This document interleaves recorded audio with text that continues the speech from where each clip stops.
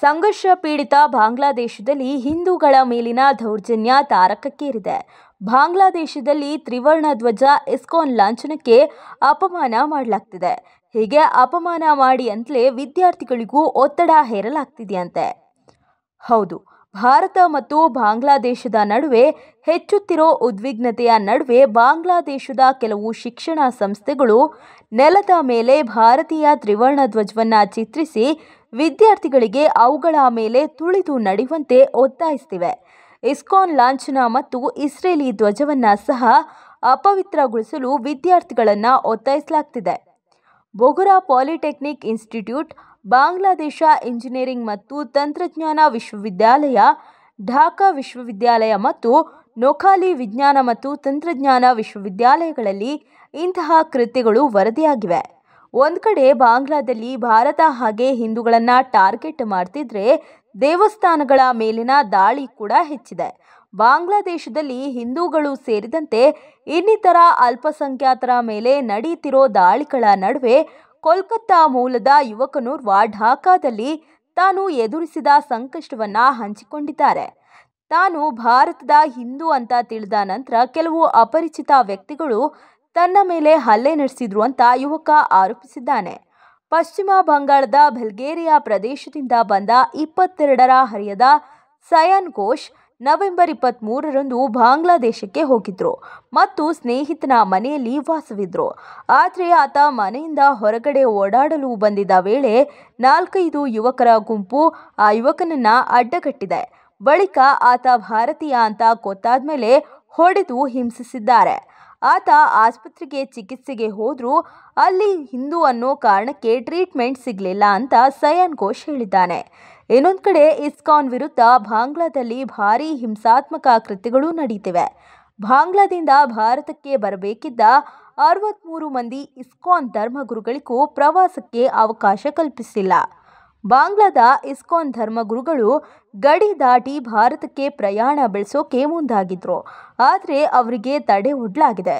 ಅಂತಾರಾಷ್ಟ್ರೀಯ ಗಡಿ ಬಳಿ ಸಂಶಯಾತ್ಮಕ ಚಟುವಟಿಕೆ ನೆಪದಲ್ಲಿ ಅವರಿಗೆ ಬಾಂಗ್ಲಾ ಅಧಿಕಾರಿಗಳು ತಡೆಯೊಡ್ಡಿದ್ದಾರೆ. ಬಾಂಗ್ಲಾದಲ್ಲಿ ಇಸ್ಕಾನ್ ವಿರುದ್ಧ ತನಿಖೆ ನಡೆಸುವುದನ್ನು ಖಂಡಿಸಿ ಜಾಗತಿಕ ಪ್ರತಿಭಟನೆಗಳು ನಡೀತಿದೆ. ಈ ಅವಧಿಯಲ್ಲೇ ಈ ಬೆಳವಣಿಗೆ ನಡೆದಿದೆ. ಇಮಿಗ್ರೇಷನ್ ಪೊಲೀಸರು ಭಾರತಕ್ಕೆ ಹೋಗೋಕ್ಕೂ ಬಿಡ್ತಿಲ್ಲ, ದಾಖಲೆಗಳಿದ್ರೂ ಪ್ರವಾಸಕ್ಕೆ ಅವಕಾಶ ಕೊಡ್ತಿಲ್ಲ ಅಂತ ಇಸ್ಕಾನ್ ಸದಸ್ಯರು ಕಿಡಿಕಾರಿದ್ದಾರೆ. ಒಂದು ಕಡೆ ಬಾಂಗ್ಲಾದೇಶದಲ್ಲಿ ಹಿಂದೂಗಳ ಮೇಲೆ ದೌರ್ಜನ್ಯ ನಡೀತಿದ್ರೆ ಇಲ್ಲಿ ಜಮ್ಮು ಕಾಶ್ಮೀರದ ಮಾಜಿ ಸಿಎಂ ಪೀಪಲ್ಸ್ ಡೆಮೊಕ್ರಾಟಿಕ್ ಪಾರ್ಟಿ ಮುಖ್ಯಸ್ಥೆ ಮೆಹಬೂಬಾ ಮುಫ್ತಿ ಉರಿಯೋ ಬೆಂಕಿಗೆ ತುಪ್ಪ ಸುರಿಯೋ ಮಾತನಾಡ್ತಿದ್ದಾರೆ. ಉತ್ತರ ಪ್ರದೇಶದ ಸಂಬಲ್ನಲ್ಲಿ ನಡೆದ ಹಿಂಸಾಚಾರ ಮತ್ತು ಮಸೀದಿ ಸಮೀಕ್ಷೆ ಮತ್ತು ಬಾಂಗ್ಲಾದೇಶದಲ್ಲಿ ಹಿಂದೂ ಅಲ್ಪಸಂಖ್ಯಾತರ ಮೇಲೆ ನಡೆಯುತ್ತಿರೋ ದೌರ್ಜನ್ಯ ಎರಡೂ ಒಂದೇ ಅಂತ ಹೇಳಿದ್ದಾರೆ. ಸಂಭಾಲ್ ಮಸೀದಿ ಸಮೀಕ್ಷೆಯ ನಂತರ ನಡೆದ ಪೊಲೀಸರು ಮತ್ತು ಪ್ರತಿಭಟನಾಕಾರರ ನಡುವಿನ ಘರ್ಷಣೆಯನ್ನ ಮುಫ್ತಿ ದುರದೃಷ್ಟಕರ ಎಂದಿದ್ದಾರೆ. ಭಾರತದಲ್ಲಿ ಮಸೀದಿಗಳ ಮೇಲೆ ದೌರ್ಜನ್ಯ ನಡೆಯುತ್ತಿದೆ ಎಂದಿದ್ದಾರೆ. ಸಮೀಕ್ಷೆಯ ನಂತರ ಉಂಟಾದ ಘರ್ಷಣೆಯಲ್ಲಿ 4 ಜನರು ಸಾವನ್ನಪ್ಪಿದ್ರು ಮತ್ತು ಪೊಲೀಸರು ಮತ್ತು ಅಧಿಕಾರಿಗಳು ಸೇರಿದಂತೆ ಹಲವರು ಗಾಯಗೊಂಡಿದ್ರು. ಇನ್ನು ಘಟನೆಯನ್ನ 1947ರಲ್ಲಿದ್ದ ಪರಿಸ್ಥಿತಿಯತ್ತ ನಮ್ಮನ್ನ ಕೊಂಡೊಯ್ತಿದೆ ಎಂದು ಭಯ ಕಾಡ್ತಿದೆ. ಯುವಕರು ಉದ್ಯೋಗದ ಮಾತುಗಳನ್ನಾಡಿದ್ರೆ ಸಿಗ್ತಿಲ್ಲ, ನಮಗೆ ಒಳ್ಳೆಯ ಆಸ್ಪತ್ರೆ, ಶಿಕ್ಷಣ ಇಲ್ಲ, ಬಿಜೆಪಿಯವರು ರಸ್ತೆಗಳ ಸ್ಥಿತಿಯನ್ನ ಸುಧಾರಿಸ್ತಿಲ್ಲ, ಆದರೆ ದೇವಸ್ಥಾನವನ್ನ ಹುಡುಕಲು ಮಸೀದಿಯನ್ನ ಕೆಡವಲು ಪ್ರಯತ್ನಿಸುತ್ತಿದ್ದಾರೆ ಎಂದಿದ್ದಾರೆ. ಬಾಂಗ್ಲಾದೇಶದಲ್ಲಿ ಹಿಂದೂಗಳ ಮೇಲೆ ನಡೆಯುತ್ತಿರೋ ದೌರ್ಜನ್ಯದ ಕುರಿತು ಮಾತನಾಡಿ, ಬಾಂಗ್ಲಾದೇಶದಲ್ಲಿ ಹಿಂದೂಗಳ ಮೇಲೆ ದೌರ್ಜನ್ಯಗಳು ನಡೀತಿವೆ. ಭಾರತದಲ್ಲಿಯೂ ಅಲ್ಪಸಂಖ್ಯಾತರ ಮೇಲೆ ದೌರ್ಜನ್ಯಗಳು ನಡೆದರೆ ಭಾರತ ಮತ್ತು ಬಾಂಗ್ಲಾದೇಶದ ನಡುವಿನ ವ್ಯತ್ಯಾಸವೇನು?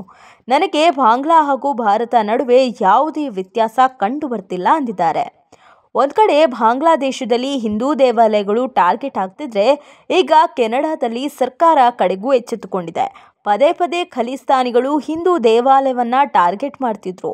ಹಿಂದೂ ದೇವಸ್ಥಾನದ ಸಮೀಪದಲ್ಲೇ ಖಲಿಸ್ತಾನ್ ಪರ ಹೋರಾಟಗಾರರ ಗಲಾಟೆ ನಡೆಸಿ ಹಿಂದೂಗಳ ಜೊತೆಗೆ ಘರ್ಷಣೆ ನಡೆಸಿದ್ರು. ಇದೀಗ ಕೆನಡಾದ ಉಚ್ಚ ನ್ಯಾಯಾಲಯವು ಆದೇಶ ಕೊಟ್ಟಿದ್ದು ಟೊರೊಂಟೊದ ಲಕ್ಷ್ಮೀನಾರಾಯಣ ಮಂದಿರ 100 ಮೀಟರ್ ಸುತ್ತಲೂ ಖಲಿಸ್ತಾನಿ ಹೋರಾಟಗಾರರು ಸೇರುವುದಕ್ಕೆ ನಿರ್ಬಂಧ ಹೇರಿದೆ. ಸ್ಕಾರ್ಬೋರ್ಗ್ನಲ್ಲಿರುವ ಲಕ್ಷ್ಮೀನಾರಾಯಣ ಹಿಂದೂ ಕಲ್ಚರಲ್ ಸೊಸೈಟಿಯು ಅದರ ಬಗ್ಗೆ ಹೇಳಿಕೆ ನೀಡಿದೆ. ಮಂದಿರದಲ್ಲಿ ಇಂಡಿಯನ್ ಕ್ಯಾನ್ಸುಲರ್ ಕ್ಯಾಂಪ್ ಆಯೋಜನೆಗೆ ಸಹಕಾರ ಕೊಟ್ಟಿರೋ ಟೊರೊಂಟೊ ಪೊಲೀಸರು ಧನ್ಯವಾದ ತಿಳಿಸಲಾಗಿದೆ.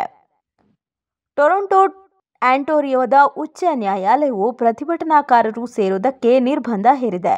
ಶನಿವಾರದ ಮಟ್ಟಿಗೆ ಈ ನಿರ್ಬಂಧ ವಿಧಿಸಲಾಗಿತ್ತು. ಮಂದಿರದಲ್ಲಿ ಕ್ಯಾನ್ಸುಲರ್ ಕ್ಯಾಂಪ್ ನಡೆದಿದ್ದು ಸುಮಾರು 250 ಹಿರಿಯ ನಾಗರಿಕರಿಗೆ ಲೈಫ್ ಸರ್ಟಿಫಿಕೇಟ್ ಕೊಡಲಾಗಿದೆ ಅಂತ ಪ್ರಕಟಣೆಯಲ್ಲಿ ಲಕ್ಷ್ಮೀನಾರಾಯಣ ಮಂದಿರ ತಿಳಿಸಿದೆ.